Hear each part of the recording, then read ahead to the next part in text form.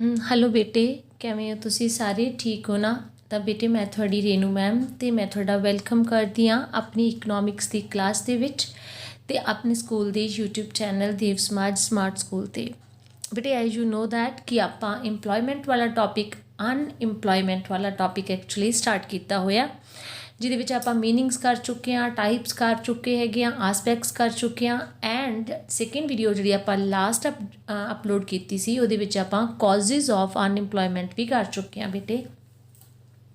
ਉਮੀਦ ਕਰਦੀ ਹਾਂ ਬੇਟੇ ਕਿ ਤੁਸੀਂ ਉਹ ਦੋਨੋਂ ਵੀਡੀਓਜ਼ ਨੂੰ ਵਾਚ ਕਰ ਲਿਆ ਹੋਊਗਾ। ਅਗਰ ਤੁਸੀਂ ਉਹ ਦੋਨੋਂ ਵੀਡੀਓਜ਼ ਵਾਚ ਕਰ ਚੁੱਕੇ ਹੋ ਤਾਂ ਫਿਰ ਅੱਜ ਵਾਲਾ ਟੌਪਿਕ ਤੁਹਾਡੇ ਲਈ ਬਹੁਤ ਜ਼ਿਆਦਾ ਈਜ਼ੀ ਟੌਪਿਕ ਹੈ ਬੇਟੇ, ਬਹੁਤ ਈਜ਼ੀਲੀ ਤੁਹਾਨੂੰ ਸਮਝ ਆ ਜਾਣਾ ਹੈ ਕਿਉਂਕਿ ਅੱਜ ਦਾ ਆਪਣਾ ਟੌਪਿਕ ਹੈ ਬੇਟੇ ਸੁਜੈਸ਼ਨਸ ਟੂ ਰਿਮੂਵ ਅਨਇੰਪਲੋਇਮੈਂਟ, ਯਾਨੀ ਕਿ ਬੇਰੁਜ਼ਗਾਰੀ ਨੂੰ ਦੂਰ ਕਰਨ ਲਈ ਆਪਾਂ ਕੀ ਸੁਝਾਅ ਦੇ ਸਕਦੇ ਹਾਂ ਜਾਂ ਕੀ ਸੁਜੈਸ਼ਨਸ ਹੋ ਸਕਦੀਆਂ ਨੇ। ਤਾਂ ਇਸ ਤੋਂ ਪਹਿਲਾਂ ਕਿ ਬੇਟੇ ਮੈਂ ਟੌਪਿਕ ਆਪਣਾ ਸਟਾਰਟ ਕਰਾਂ ਸੁਜੈਸ਼ਨਸ ਟੂ ਰਿਮੂਵ ਅਨਇੰਪਲੋਇਮੈਂਟ ਵਾਲਾ, ਤਾਂ I just want that please channel subscribe ਕਰ ਦਿਆ ਜੇ ਤੇ ਤੁਸੀਂ ਹਜੇ ਤੱਕ ਚੈਨਲ ਸਬਸਕ੍ਰਾਈਬ ਨਹੀਂ ਕੀਤਾ, ਬੈਲ ਆਈਕਨ ਵੀ ਪ੍ਰੈਸ ਕਰ ਦਿਆ ਜੇ ਤਾਂ ਕਿ ਜਦੋਂ ਵੀ ਕੋਈ ਨਿਊ ਵੀਡੀਓ ਅਪਲੋਡ ਹੋਏ ਚੈਨਲ 'ਤੇ ਤਾਂ ਤੁਹਾਨੂੰ ਉਹਦਾ ਨੋਟੀਫਿਕੇਸ਼ਨ ਜਿਹੜਾ ਮਿਲ ਜਾਵੇ ਬੇਟੇ। ਚਲੋ ਵਿਦਆਊਟ ਵੇਸਟਿੰਗ ਐਨੀ ਟਾਈਮ ਆਪਾਂ ਆਪਣਾ ਟੌਪਿਕ ਸਟਾਰਟ ਕਰਦੇ ਹਾਂ ਤੇ ਆਪਣਾ ਟੌਪਿਕ ਹੈ ਸੁਜੈਸ਼ਨਸ ਟੂ ਰਿਮੂਵ ਅਨਇੰਪਲੋਇਮੈਂਟ। ਹਾਂਜੀ ਬੇਟੇ, ਤਾਂ ਆਪਾਂ ਹੁਣ ਕਰਨ ਜਾ ਰਹੇ ਹਾਂ ਸੁਜੈਸ਼ਨਸ ਟੂ ਰਿਮੂਵ ਅਨਇੰਪਲੋਇਮੈਂਟ, ਯਾਨੀ ਕਿ ਬੇਰੁਜ਼ਗਾਰੀ ਨੂੰ ਦੂਰ ਕਰਨ ਲਈ ਆਪਾਂ ਸਲਾਹਾਂ ਕੀ ਦੇ ਸਕਦੇ ਹਾਂ, ਕੀ ਹੋ ਸਕਦਾ। ਤਾਂ ਮੇਰੇ ਖਿਆਲ ਵਿੱਚ ਇਹ ਚੀਜ਼ ਬਹੁਤ ਈਜ਼ੀ ਆ। ਵਾਈ? ਬਿਕਾਜ਼ ਜੇ ਆਪਾਂ ਨੂੰ ਰੀਜ਼ਨ ਪਤਾ ਹੁੰਦਾ ਵਾ ਕਿਸੇ ਵੀ ਚੀਜ਼ ਦਾ ਤਾਂ ਆਪਾਂ ਉਹਦੇ ਸੁਧਾਰ ਕਰਕੇ ਉਹ ਆਪਣੀ ਸੁਜੈਸ਼ਨ ਬਣ ਜੂਗੀ। ਫੋਰ ਐਗਜ਼ਾਮਪਲ, ਅਗਰ ਆਪਾਂ ਨੂੰ ਪਤਾ ਕਿ ਮੈਮ ਸਾਨੂੰ ਡੇਲੀ ਬੇਸਿਸ 'ਤੇ YouTube 'ਤੇ ਸਾਡੇ ਲਈ ਵੀਡੀਓਜ਼ ਅਪਲੋਡ ਕਰਦੇ ਆ ਲੇਕਿਨ ਅਸੀਂ ਉਹਨਾਂ ਨੂੰ ਨਹੀਂ ਦੇਖਦੇ, ਤਾਂ ਇਸ ਕਰਕੇ ਤੁਹਾਨੂੰ ਸਮਝ ਨਹੀਂ ਆਉਂਦੀ। ਇਸ ਕਰਕੇ ਜਿਹੜੀ ਸੁਜੈਸ਼ਨ ਆ ਉਹ ਕੀ ਬਣ ਜੂਗੀ, ਯਾਨੀ ਤੁਹਾਨੂੰ ਸਮਝ ਨਾ ਆਉਣ ਦਾ ਕਾਰਨ ਕੀ ਹੈ, ਵੀਡੀਓਜ਼ ਨੂੰ ਵਾਚ ਨਾ ਕਰਨਾ। ਅਤੇ ਫਿਰ ਇਹਦੀ ਸੁਜੈਸ਼ਨ ਕੀ ਹੋਊਗੀ ਕਿ ਤੁਸੀਂ ਵੀਡੀਓਜ਼ ਨੂੰ ਵਾਚ ਕਰੋ, ਲੈਸਨਸ ਜਿਹੜੀ ਕਲਾਸਿਸ ਨੂੰ ਅਟੈਂਡ ਕਰੋ ਤਾਂ ਤੁਹਾਨੂੰ ਖੁਦ ਸਮਝ ਆ ਜੂਗੀ। ਹੁਣ ਜਿਵੇਂ ਆਪਾਂ ਅਨਇੰਪਲੋਇਮੈਂਟ ਦਾ 3rd ਵੀਡੀਓ ਅਪਲੋਡ ਕਰਨ ਜਾ ਰਹੇ ਹਾਂ, ਉਹਨਾਂ ਸਭ ਦੇ ਲਈ ਇਹ ਵੀਡੀਓ ਜਿਹੜਾ ਟੌਪਿਕ ਹੈ ਇਹਦਾ ਬਹੁਤ ਈਜ਼ੀ ਹੋਊਗਾ ਜਿਨ੍ਹਾਂ ਨੇ ਫਸਟ 2 ਵੀਡੀਓਜ਼ ਜਿਹੜੀਆਂ ਨੇ ਵਾਚ ਕਰ ਲਈਆਂ ਹੋਈਆਂ ਨੇ। ਠੀਕ ਹੈ, ਤਾਂ ਇਹਦਾ ਮਤਲਬ ਹੈ ਜੇ ਕਾਰਨ ਪਤਾ ਹੁੰਦਾ ਹੈ ਨਾ ਆਪਾਂ ਨੂੰ ਤਾਂ ਆਪਾਂ ਉਹਦਾ ਇਲਾਜ ਕਰ ਸਕਦੇ ਹਾਂ, ਸਲਾਹ ਦੇ ਸਕਦੇ ਹਾਂ, ਸੁਜੈਸ਼ਨਸ ਦੇ ਸਕਦੇ ਹਾਂ। ਤਾਂ ਫਿਰ ਅਨਇੰਪਲੋਇਮੈਂਟ ਨੂੰ ਦੂਰ ਕਰਨ ਦੇ ਲਈ ਕੀ ਸੁਜੈਸ਼ਨਸ ਹੈ? ਤਾਂ ਫਸਟ ਹੈਗਾ increase in production. Very simple it is. ਦੇਖੋ, ਜੇ ਉਤਪਾਦਨ ਵਧਾਇਆ ਜਾਊਗਾ ਬੇਟੇ, ਯਾਨੀ ਉਤਪਾਦਨ ਵਿੱਚ ਵਾਧਾ, ਜੇ ਉਤਪਾਦਨ ਵਧਾਇਆ ਜਾਊਗਾ ਤਾਂ ਆਪਣੇ ਆਪ ਹੀ ਲੋਕਾਂ ਨੂੰ ਰੋਜ਼ਗਾਰ ਮਿਲੂਗਾ, ਚਾਹੇ ਉਹ ਉਤਪਾਦਨ ਖੇਤੀ ਖੇਤਰ ਦਾ ਹੋਵੇ, ਚਾਹੇ ਉਦਯੋਗਿਕ ਖੇਤਰ ਦਾ ਹੋਵੇ। ਠੀਕ ਹੈ, ਅਤੇ ਜੇ ਤੁਸੀਂ ਉਦਯੋਗਾਂ ਦੇ ਵਿੱਚ ਜ਼ਿਆਦਾ ਪ੍ਰੋਡਕਸ਼ਨ ਕਰੋਗੇ, ਲੇਕਿਨ ਉਦਯੋਗਾਂ ਦੇ ਵਿੱਚ ਪ੍ਰੋਡਕਸ਼ਨ ਕਿਉਂ ਕਰੋਗੇ ਜਾਂ ਕਾਹਦੇ ਲਈ ਕਰੋਗੇ? ਜੇ ਲੋਕਾਂ ਦੇ ਅੰਦਰ ਆਪਣੀ ਕੰਟਰੀ ਦਾ ਸਮਾਨ ਖਰੀਦਣ ਦੀ ਭਾਵਨਾ ਹੋਊਗੀ ਤਾਂ ਹੀ ਤਾਂ ਉਦਯੋਗਾਂ ਦਾ ਵਿੱਚ ਸਮਾਨ ਬਣਾਇਆ ਜਾਊਗਾ ਨਾ, ਜ਼ਿਆਦਾ ਉਤਪਾਦਨ ਵਧਾਇਆ ਜਾਊਗਾ ਅਤੇ ਲੋਕਾਂ ਨੂੰ ਕੰਮ ਮਿਲੂਗਾ। ਤਾਂ ਮਤਲਬ ਸਵਦੇਸ਼ੀ ਭਾਵਨਾ ਹੋਣੀ ਚਾਹੀਦੀ ਹੈ, ਆਪਦੀ ਕੰਟਰੀ ਦਾ ਸਮਾਨ ਖਰੀਦਣ ਦੀ ਭਾਵਨਾ ਹੋਣੀ ਚਾਹੀਦੀ ਹੈ। ਹੁਣ ਜੇ ਤੁਸੀਂ ਸਪੋਜ਼ ਕਰੋ ਚਾਈਨੀਜ਼ ਪ੍ਰੋਡਕਟ ਖਰੀਦਦੇ ਹੋ, ਜੇ ਤੁਸੀਂ ਚਾਈਨਾ ਦਾ ਸਮਾਨ ਖਰੀਦੋਗੇ ਤਾਂ ਚਾਈਨਾ ਵਿੱਚ ਪ੍ਰੋਡਕਸ਼ਨ ਹੋਊਗੀ ਨਾ, ਅਤੇ ਜੇ ਚਾਈਨਾ 'ਚ ਪ੍ਰੋਡਕਸ਼ਨ ਹੋਊਗੀ ਤਾਂ ਰੋਜ਼ਗਾਰ ਵੀ ਚਾਈਨਾ ਦੇ ਪੀਪਲ ਨੂੰ ਮਿਲੂਗਾ। ਲੇਕਿਨ ਜੇ ਤੁਸੀਂ ਆਪਣੇ ਇੰਡੀਅਨ ਜਿਹੜਾ ਬਿਲਟ ਹੈ, ਇੰਡੀਆ 'ਚ ਬਣਿਆ ਸਮਾਨ ਖਰੀਦੋਗੇ ਤਾਂ ਕੀ ਹੋਏਗਾ? ਇੰਡੀਆ ਦੇ ਹੀ ਲੋਕਾਂ ਨੂੰ ਰੋਜ਼ਗਾਰ ਮਿਲੇਗਾ ਕਿਉਂਕਿ ਉਤਪਾਦਨ ਇੱਥੇ ਹੋਏਗਾ ਬੇਟੇ, ਪ੍ਰੋਡਕਸ਼ਨ ਇੰਡੀਆ 'ਚ ਹੋਏਗਾ, ਨਾਲੇ ਰੋਜ਼ਗਾਰ ਮਿਲੇਗਾ, ਨਾਲੇ ਜਿਹੜਾ ਹੈਗਾ ਉਹ ਪੈਸਾ ਵੀ ਇੰਡੀਆ ਦੇ ਵਿੱਚ ਹੀ ਰਹਿ ਜਾਏਗਾ ਜਿਹੜਾ ਆਪਾਂ ਸਮਾਨ ਖਰੀਦਾਂਗੇ। ਇਟ ਮੀਨਸ ਕਿ ਜੇ ਪ੍ਰੋਡਕਸ਼ਨ ਵਧਾਵਾਂਗੇ ਤਾਂ ਖੁਦ ਬ ਖੁਦ ਜਿਹੜੀ ਆ ਉਹ ਅਨਇੰਪਲੋਇਮੈਂਟ ਦੂਰ ਹੋ ਜਾਏਗੀ ਬੇਟੇ। ਇਸ ਤੋਂ ਇਲਾਵਾ ਜਿਹੜੇ ਲਘੂ ਅਤੇ ਘਰੇਲੂ ਉਦਯੋਗ, ਜਿਵੇਂ ਆਪਾਂ ਰੀਜ਼ਨ ਕੀਤਾ ਸੀ ਕਿ ਜਿਹੜੇ ਛੋਟੇ ਉਦਯੋਗ ਹੈ ਨਾ ਉਹ ਹੌਲੀ ਹੌਲੀ ਡਿਕਲਾਈਨ ਹੋ ਗਏ ਆ, ਖਤਮ ਹੋ ਗਏ, ਤਾਂ ਛੋਟੇ ਉਦਯੋਗਾਂ ਨੂੰ ਜਿਹੜੀ ਹੈ ਗਵਰਨਮੈਂਟ ਵੱਲੋਂ ਜਿਹੜੀਆਂ ਫੈਸਿਲਿਟੀਜ਼ ਦਿੱਤੀਆਂ ਜਾਣੀਆਂ ਚਾਹੀਦੀਆਂ ਤਾਂ ਕਿ ਉਹ ਆਪਦੀ ਐਗਜ਼ਿਸਟੈਂਸ ਨੂੰ ਕਾਇਮ ਰੱਖ ਸਕਣ, ਦੁਬਾਰਾ ਜਿਹੜਾ ਹੈਗਾ ਉਹ ਸਟਾਰਟ ਕਰ ਸਕਣ। ਕਿਉਂਕਿ ਜਿਹੜੇ ਛੋਟੇ ਉਦਯੋਗ ਹੁੰਦੇ ਆ ਨਾ ਉਹ ਬਹੁਤ ਸਾਰੇ ਲੋਕਾਂ ਨੂੰ ਵਰਕ ਦਿੰਦੇ ਜਿਹੜੇ ਬਹੁਤ ਜ਼ਿਆਦਾ ਸਕਿਲਡ ਨਹੀਂ ਹੁੰਦੇ ਬੇਟੇ। ਤਾਂ ਵਪਾਰ ਵਿੱਚ ਵਾਧਾ ਆਪਾਂ ਕਰ ਲਿੱਤਾ ਗੱਲ ਵੀ ਜਿਹੜਾ ਉਤਪਾਦਨ ਵਧਾਇਆ ਜਾਊਗਾ ਉਦਯੋਗਾਂ ਦੇ ਵਿੱਚ, ਤਾਂ ਅਤੇ ਖਣਿਜ ਯਾਨੀ ਖਾਣਾ ਹੁੰਦੀਆਂ ਨੇ, ਖਣਿਜ ਪਦਾਰਥ ਕੱਢਦੇ ਆ ਨਾ, ਤਾਂ ਉਹਨਾਂ ਦੇ ਵਿੱਚ ਵੀ ਉਤਪਾਦਨ ਵਧਾਉਣਾ ਚਾਹੀਦਾ ਹੈ ਤਾਂ ਕਿ ਲੋਕਾਂ ਨੂੰ ਕੰਮ ਮਿਲ ਸਕੇ ਬੇਟੇ। ਓਕੇ, ਉਸ ਤੋਂ ਬਾਅਦ ਆ ਜਾਂਦਾ ਬਹੁਤ ਹੀ simple point, that is control over population. We know that ਕਿ ਇਨਕਰੀਜ਼ਿੰਗ ਪਾਪੂਲੇਸ਼ਨ, ਜਿਵੇਂ ਕਿ ਮੈਂ ਲਾਸਟ ਟੌਪਿਕ ਵਿੱਚ ਤੁਹਾਨੂੰ ਦੱਸਿਆ ਸੀ ਕਿ ਜਿਹੜੀ ਇਨਕਰੀਜ਼ਿੰਗ ਪਾਪੂਲੇਸ਼ਨ ਹੈ that is a threat for our country, ਆਪਣੇ ਦੇਸ਼ ਲਈ ਇੱਕ ਬਹੁਤ ਵੱਡਾ ਖਤਰਾ ਹੈ। मैं ब्लास्ट वर्ड यूज़ किया सी, बॉम्ब ब्लास्ट टाइप है ना। तो पापूलेशन जी है ना वधी हुई, जिथे इन्नी ज़्यादा पापूलेशन की ग्रोथ रेट होगी ना बेटे, तो उत्थे तुसी जो मर्जी कर लो, इंप्लॉयमेंट जी फुलफिल मतलब इंप्लॉयमेंट का जोड़ा टीचा है वो फुलफिल हो ही नहीं सकता। इस करके population should be controlled. Population control करने का की है, देखो लोगों के अंदर यही एक टेंडेंसी होनी चाहिए है, या लोगों अंदर एक मैसेज आना चाहिए कि small family is a happy family.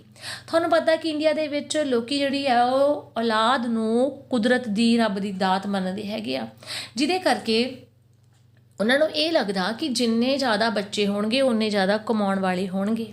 लेकिन वो ये नहीं समझते कि जिन्ने ज़्यादा बच्चे होणगे कमाउण वाले तो कदे बनणगे, पहलां तां ओह खाण वाले होणगे, भी उन्हां दा पहलां अपब्रिंगिंग करनी पऊगी, है ना। तो स्मॉल फैमिली जिहड़ी आ हैप्पी फैमिली हुंदी आ, लोकां दे अंदर एक तां ये मैसेज कन्वे करना पऊगा।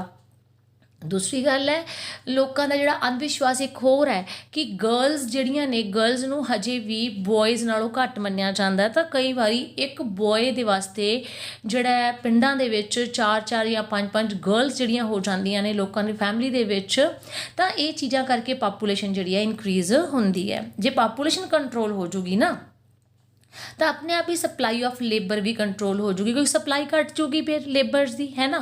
तो फिर सप्लाई तो डिमांड खुद ब खुद लेबर्स की इक्वल हो जाएगियाँ। मतलब लै दे के आप गल ये करांगे कि पापूलेशन कंट्रोल करनी चाहिए है जे असी रोज़गार वधाउणा चाहुंदे आ तां, ठीक है बेटे।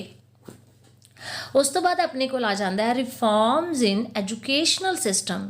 It's so easy but so important also.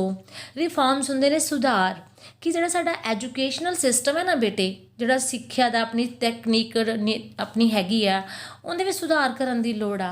आपां ऑलरेडी डिस्कस किया लास्ट वीडियो दे विच कि जिहड़ी साडी एजुकेशन पॉलिसी है ना बेटे, वो कित्ता मुखी नहीं हैगी। कित्ता मुखी का मतलब है भी आप एजुकेशन जो आप प्राप्त कर लैंने आ, उस तो बाद कोई भी सबजैक्ट ऐसा नहीं होंदा अपने कोले कि जिन्हों आप एज अ प्रोफैशन चूज शुरू कर सकीए, मतलब आपदा कारोबार शुरू कर सकीए, ठीक है। तो यदा मतलब है कि एजुकेशन में बहुमुखी सुधार की लोड़ है। तो स्टैंडर्ड ऑफ एजुकेशन भी वधाउण की लोड़ हैगी है। सिर्फ किताबी ज्ञान नहीं होना चाहिए, बच्चों को प्रैक्टिकल नॉलेज होनी चाहिए आ, वोकेशनल एजुकेशन होनी चाहिए। ये ते तुसी ज़्यादा जोर लाना इस गल ते कि वोकेशनल एजुकेशन होनी चाहिए, मतलब कित्ता मुखी सिक्ख्या होनी चाहिए। जिमें कि ऑलरेडी वी हैव डिस्कस्ड कि कोई ना कोई सबजैक्ट इहो जिहा होना चाहिए बेटे, जिन्हों असी आपदे जे सानू जॉब नहीं मिलती जो असी पढ़ के हटते हैं तो असी उन्होंने आपदे प्रोफैशन के तौर पर अगे चला सकीए, मतलब असी अपना कारोबार स्टार्ट कर सकीए, ठीक है। तो स्किलफुल एजुकेशन होनी चाहिए। स्किलफुल एजुकेशन मैंने मतलब उन्होंने किसी बच्चों के अंदर जो पढ़ के हटन तो उन्होंने अंदर कोई ना कोई स्किल होवे। स्किल का मतलब की होंगे कोई गुण होवे। मान लो जो मैं थोड़ा उदन एग्जाम्पल दी सी कि सपोज किसी ने एजुकेशन ग्रैजुएशन की तो नाल उन्हें एक सबजैक्ट किया, मान लो मोटर मकैनिक का, यदा मतलब है उनके अंदर एक स्किल आ गई, ठीक है। वो जे उन्हें जॉब नहीं मिलती किसी एरिया दे विच तो वो इस मोटर मकैनिक वाले काम नूं आपदा प्रोफैशन बना सकता है। ਇਹਦਾ मतलब है कि स्किलफुल एजुकेशन जी वो जरूरी आ जे असी अनएम्प्लॉयमेंट नूं दूर करना चाहुंदे आ।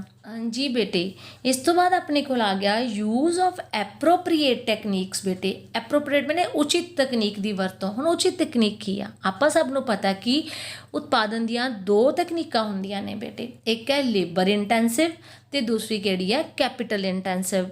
यानी कि एक तो हैगी किरत प्रधान तकनीक, दूसरी किहड़ी है पूंजी प्रधान तकनीक।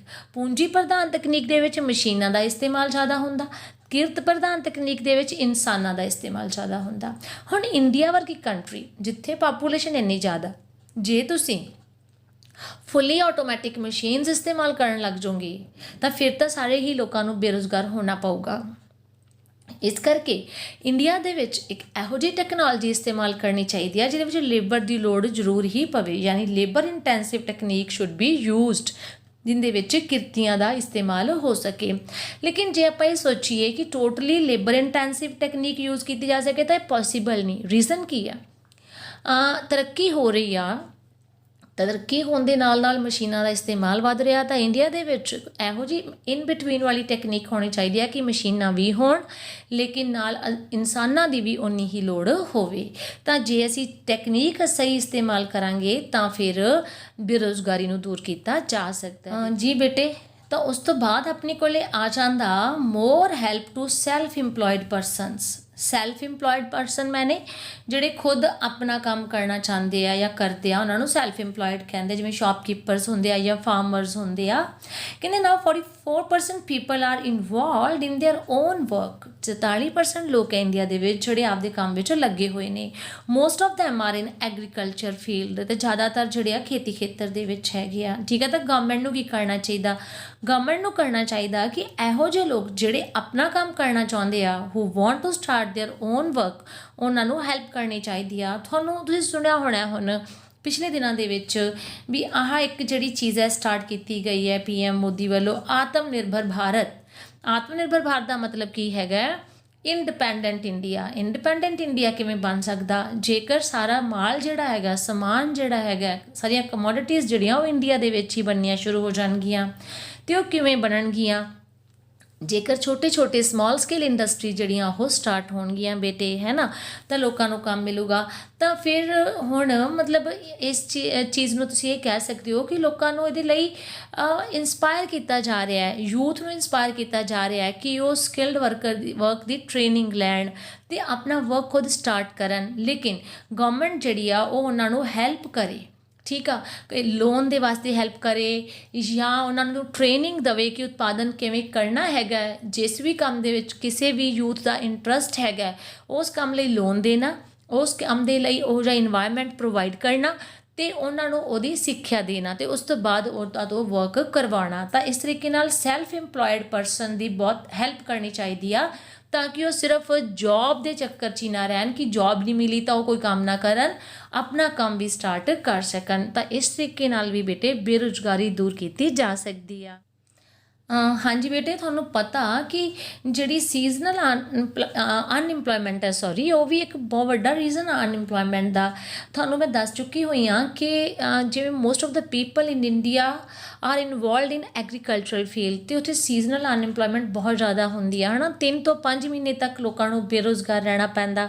ਤਾਂ ਫਿਰ ਕੋਈ ਇਹੋ ਜਿਹੀ ਪੋਲਿਸੀਜ਼ ਬਣਾਉਣੀਆਂ ਚਾਹੀਦੀਆਂ ਗਵਰਨਮੈਂਟ ਨੂੰ ਜਿਹੜੀਆਂ ਸੀਜ਼ਨਲ ਅਨਇੰਪਲੋਇਮੈਂਟ ਨੂੰ ਦੂਰ ਕਰਨ। ਮਤਲਬ ਜਿਹੜੇ 5-5 ਮਹੀਨੇ ਜਾਂ 4 ਮਹੀਨੇ ਲੋਕ ਬੇਰੁਜ਼ਗਾਰ ਰਹਿੰਦੇ ਆ ਨਾ ਬੇਟੇ, ਉਹਨਾਂ ਦੀ ਬੇਰੁਜ਼ਗਾਰੀ ਦਾ ਇਲਾਜ ਕਰਨਾ ਚਾਹੀਦਾ। ਉਹਦੇ ਲਈ ਕੀ ਇਲਾਜ ਹੈ? ਨੰਬਰ 1 ਤੇ ਮਲਟੀ ਕ੍ਰੌਪ ਮੈਨੇ ਇੱਕ ਸਾਲ ਵਿੱਚ 1 ਜਾਂ 2 ਨਾਲੋਂ ਜ਼ਿਆਦਾ ਫਸਲਾਂ ਦੀ ਪੈਦਾਵਾਰ ਕਰਨਾ, ਯਾਨੀ ਦਾਲਾਂ ਦੀ ਜਾਂ ਬਾਗਬਾਨੀ ਕਰਨਾ। ਲਿਖਿਆ ਨਾ ਗਾਰਡਨਿੰਗ, ਜਿਵੇਂ ਤੁਸੀਂ ਅਬੋਹਰ ਵਾਲੀ ਸਾਈਡ 'ਤੇ ਜਾਓਗੇ, ਫਾਜ਼ਿਲਕਾ ਵਾਲੀ ਸਾਈਡ 'ਤੇ ਜਾਓਗੇ ਤਾਂ ਉੱਥੇ ਇਹਦੇ ਜਿਹੜੇ ਔਰੰਜਿਸ ਜਿਹੜੇ ਹੁੰਦੇ ਨੇ ਉਹਨਾਂ ਦੀ ਗਾਰਡਨਿੰਗ ਹੁੰਦੀ ਆ। ਤਾਂ ਮਤਲਬ ਇਹੋ ਜਿਹਾ ਕੰਮ ਹੋਣਾ ਚਾਹੀਦਾ। ਡੇਅਰੀ ਮਤਲਬ ਖੇਤੀ ਖੇਤਰ ਨਾਲ ਰਿਲੇਟਡ ਪਸ਼ੂ ਪਾਲਣ ਆ ਜਾਂਦਾ ਹੈ ਨਾ, ਤਾਂ ਪਸ਼ੂ ਪਾਲਣ ਨੂੰ ਉਤਸ਼ਾਹਿਤ ਕਰਨਾ ਚਾਹੀਦਾ ਵੈ, ਮਤਲਬ ਕਿ ਐਨੀਮਲਸ ਦੀ ਜਿਹੜੀ ਆ ਐਨੀਮਲਸ ਜਿਹੜੇ ਆ ਰੱਖਣੇ।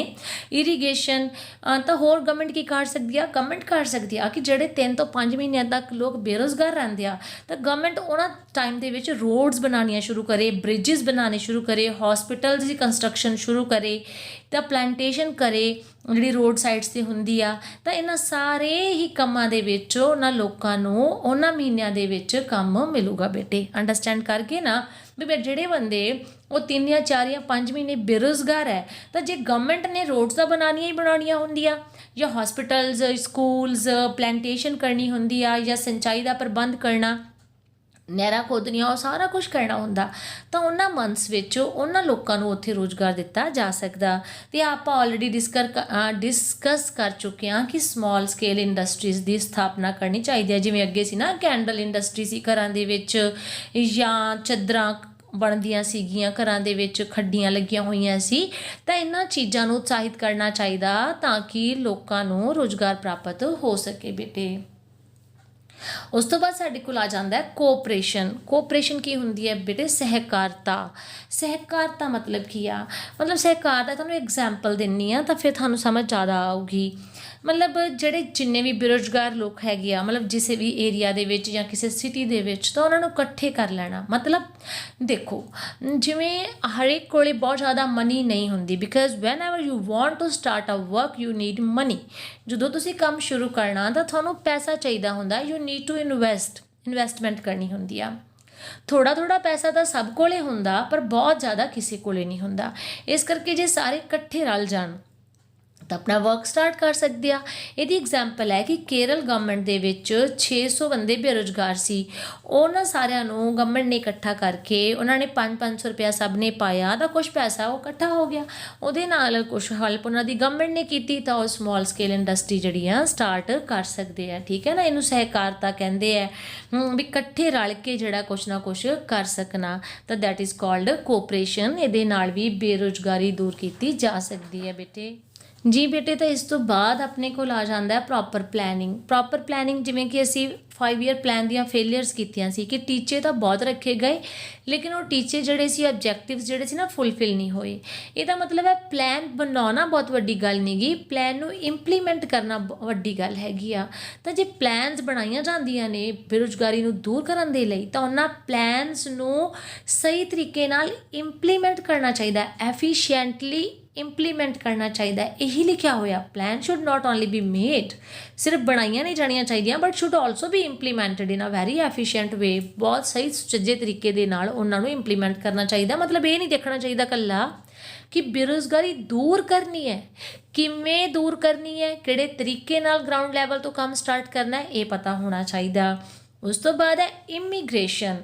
What is immigration? ਇਮੀਗ੍ਰੇਸ਼ਨ ਆ ਇੱਕ ਥਾਂ ਤੋਂ ਦੂਜੀ ਥਾਂ 'ਤੇ, ਇੱਕ ਕੰਟਰੀ ਤੋਂ ਦੂਜੀ ਕੰਟਰੀ ਦੇ ਵਿੱਚ ਮੂਵ ਕਰ ਜਾਣਾ। ਤੁਸੀਂ ਦੇਖਿਆ ਹੋਣਾ ਕਿ ਆਪਣੇ ਬਹੁਤ ਸਾਰੇ ਜਿਹੜੇ ਪੀਪਲ ਆ, ਕੋਈ ਦੁਬਈ ਵਰਕ ਕਰਦਾ, UAE ਦੇ ਵਿੱਚ ਵਰਕ ਕਰਦਾ, ਕੋਈ ਈਰਾਨ, ਇਰਾਕ 'ਚ, ਕਤਰ 'ਚ, ਠੀਕ ਹੈ, ਕੋਈ ਕੈਨੇਡਾ, ਅਮੈਰੀਕਾ, ਆਸਟ੍ਰੇਲੀਆ, ਸੋ ਮੈਨੀ ਪੀਪਲ ਆਰ ਦੇਅਰ। ਬਹੁਤ ਸਾਰੇ ਇੰਡੀਅਨ ਜਿਹੜੇ ਆ ਫੋਰਨ ਦੇ ਵਿੱਚ ਵਰਕ ਕਰਦੇ, ਇਹਨੂੰ ਇਮੀਗ੍ਰੇਸ਼ਨ ਕਹਿੰਦੇ ਆ। ਤਾਂ ਗਵਰਨਮੈਂਟ ਨੂੰ ਕੀ ਕਰਨਾ ਚਾਹੀਦਾ ਵੀ ਹੈਲਪ ਕਰਨੀ ਚਾਹੀਦੀ ਆ ਉਹਨਾਂ ਇੰਡੀਅਨ ਲੇਬਰਸ ਦੀ ਜਿਹੜੇ ਮਾਈਗ੍ਰੇਟ ਕਰਨਾ ਚਾਹੁੰਦੇ ਆ ਦੂਸਰੀਆਂ ਕੰਟਰੀਜ਼ ਦੇ ਵਿੱਚ। ਇਹਦੇ ਨਾਲ ਕੀ ਹੋਊਗਾ ਬੇਟੇ? 2 ਫਾਇਦੇ ਹੋਣਗੇ। ਨੰਬਰ 1 'ਤੇ ਤਾਂ ਇੰਪਲੋਇਮੈਂਟ ਕ੍ਰੀਏਟ ਹੋਊਗੀ, ਲੋਕਾਂ ਨੂੰ ਕੰਮ ਮਿਲੂਗਾ। ਨੰਬਰ 2 'ਤੇ ਫਾਇਦਾ ਹੋਊਗਾ ਫੋਰਨ ਕਰੰਸੀ ਦਾ। ਜਿਹੜੇ ਵੀ ਪੀਪਲ, ਜਿਹੜੇ ਵੀ ਲੇਬਰਸ ਫੋਰਨ 'ਚ ਕੰਮ ਕਰਨ ਜਾਣਗੇ ਬੇਟੇ, ਜਦੋਂ ਉੱਥੋਂ ਅਰਨਿੰਗ ਕਰਨਗੇ, ਕਮਾਉਣਗੇ ਤਾਂ ਉਹਨਾਂ ਨੇ ਉਹ ਪੈਸਾ ਕਿੱਧਰ ਭੇਜਣਾ? ਇੰਡੀਆ ਵੱਲ ਹੀ ਭੇਜਣਾ ਨਾ, ਆਪਦੀ ਫੈਮਿਲੀ ਨੂੰ। ਇਸ ਤਰੀਕੇ ਦੇ ਨਾਲ ਇੰਡੀਆ ਦੇ ਵਿੱਚ ਫੋਰਨ ਕਰੰਸੀ ਵੀ ਆਊਗੀ। ਤਾਂ ਗਵਰਨਮੈਂਟ ਨੂੰ ਖੁਦ ਹੈਲਪ ਕਰਨੀ ਚਾਹੀਦੀ ਆ ਇਸ ਤਰ੍ਹਾਂ ਦੇ ਲੇਬਰਸ ਦੀ ਜਿਹੜੇ ਬਾਹਰ ਜਾ ਕੇ ਕੰਮ ਕਰਨਾ ਚਾਹੁੰਦੇ ਆ ਬੇਟੇ। And last one is expansion of employment exchange. ਇਹ ਕੀ ਚੀਜ਼ ਹੁੰਦੀ ਹੈ ਇੰਪਲੋਇਮੈਂਟ ਐਕਸਚੇਂਜ? ਜਿਹੜੀਆਂ ਰੋਜ਼ਗਾਰ ਜਿਹੜੀਆਂ ਐਕਸਚੇਂਜ ਹੁੰਦੀਆਂ ਨੇ, ਰੋਜ਼ਗਾਰ ਦਫ਼ਤਰ ਹੁੰਦੇ ਨੇ, ਇਹਨਾਂ ਨੂੰ ਵਧਾਉਣਾ ਚਾਹੀਦਾ। ਹੁਣ ਤੁਹਾਨੂੰ ਸ਼ਾਇਦ ਪਤਾ ਵੀ ਨਾ ਹੋਵੇ ਕਿ ਰੋਜ਼ਗਾਰ ਦਫ਼ਤਰ ਨਾਮ ਦੀ ਵੀ ਕੋਈ ਚੀਜ਼ ਹੁੰਦੀ ਆ। ਰੋਜ਼ਗਾਰ ਦਫ਼ਤਰ ਹਰ ਡਿਸਟ੍ਰਿਕਟ ਜਾਂ ਹਰ ਸ਼ਹਿਰ ਦੇ ਵਿੱਚ ਇੱਕ ਹੁੰਦਾ, ਜਿੱਥੇ ਕਿ ਜਿਵੇਂ ਤੁਸੀਂ 10th ਜਾਂ 12th ਕਰਦੇ ਹੋ ਜਾਂ ਜਿਵੇਂ ਜਿਵੇਂ ਤੁਹਾਡੀ ਕੁਆਲੀਫਿਕੇਸ਼ਨ ਅਪਗ੍ਰੇਡ ਹੁੰਦੀ ਜਾਂਦੀ ਆ, ਤੁਸੀਂ ਆਪਣਾ ਨਾਮ ਰਜਿਸਟਰ ਕਰਵਾ ਆਉਂਦੇ ਹੋ ਉੱਥੇ। ਜਦੋਂ ਤੁਸੀਂ ਆਪਣਾ ਨਾਮ ਰਜਿਸਟਰ ਕਰਵਾ ਕੇ ਆਉਂਦੇ ਹੋ, ਆਪਣੇ ਡਿਗਰੀਜ਼ ਜਾਂ ਜੋ ਤੁਹਾਡੀ ਕੁਆਲੀਫਿਕੇਸ਼ਨ ਹੁੰਦੀ ਹੈ ਸਰਟੀਫਿਕੇਟ ਸਬਮਿਟ ਕਰ ਦਿੰਦੇ ਹੋ ਅਤੇ ਜੋ ਜਿਵੇਂ ਤੁਹਾਡੇ ਕੋਲ ਐਕਸਪੀਰੀਅੰਸ ਹੁੰਦਾ ਜਾਂਦਾ ਤੁਸੀਂ ਉੱਥੇ ਅਪਗ੍ਰੇਡ ਕਰਾਉਂਦੇ ਰਹਿੰਦੇ ਹੋ।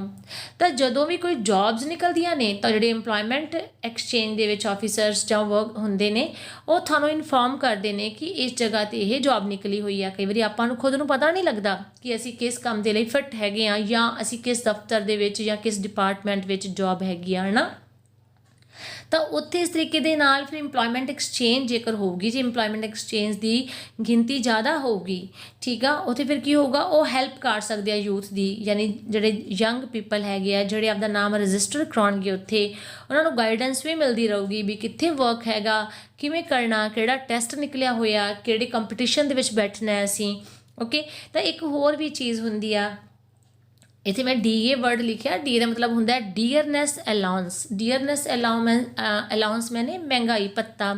ਇਹ ਵੀ ਇੱਕ ਹੁੰਦਾ ਕਿ ਜਦੋਂ ਮਤਲਬ 2 ਜਾਂ 3 ਸਾਲ ਲਗਾਤਾਰ ਰਜਿਸਟਰ ਹੋਏ ਨੂੰ ਹੋ ਜਾਂਦੇ ਆ ਨਾਮ ਨੂੰ ਇੰਪਲੋਇਮੈਂਟ ਐਕਸਚੇਂਜ ਦੇ ਵਿੱਚ, ਤਾਂ ਫਿਰ ਗਵਰਨਮੈਂਟ ਵੱਲੋਂ ਡੀਅਰਨੈਸ ਅਲਾਊਂਸ ਦਿੱਤਾ ਜਾਂਦਾ, ਬੇਰੁਜ਼ਗਾਰੀ ਭੱਤਾ ਦਿੱਤਾ ਜਾਂਦਾ, ਮਹਿੰਗਾਈ ਭੱਤਾ ਡੀਅਰਨੈਸ ਅਲਾਊਂਸ ਮੈਨੇ ਮਹਿੰਗਾਈ ਭੱਤਾ ਦਿੱਤਾ ਜਾਂਦਾ ਕਿ ਜਿਹੜੇ ਬੇਰੁਜ਼ਗਾਰ ਹੁੰਦੇ ਆ ਉਹਨਾਂ ਨੂੰ ਕੁਛ ਅਮਾਊਂਟ ਜਿਹੜੀ ਆ ਉਹ ਸਰਕਾਰ ਵੱਲੋਂ ਦਿੱਤੀ ਜਾਣੀ ਚਾਹੀਦੀ ਹੈਗੀ ਆ।